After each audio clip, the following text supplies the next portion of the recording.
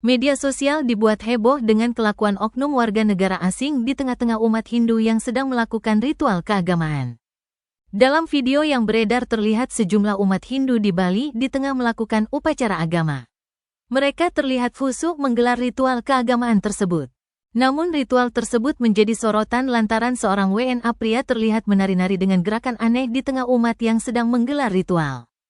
Terlihat bule yang juga menggunakan pengikat kepala warna kuning itu dengan celana pendek hitam itu ikut menari-nari mendengar suara gamelan. Meski di tengah situasi nyeleneh itu, umat Hindu tampak lebih fokus terhadap ritual yang sedang dilakukan. Beruntung seorang pecalang datang untuk menegur aksi nyeleneh bule tersebut.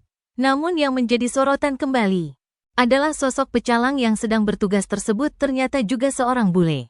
Pecalang bule itu tampak menggunakan pakaian khas pecalang berwarna hitam kemudian menghampiri bule yang menari tersebut. Usai diberikan penjelasan, bule tersebut kemudian pergi dari lokasi. Sontak video tersebut mengundang beragam komentar warganet di media sosial.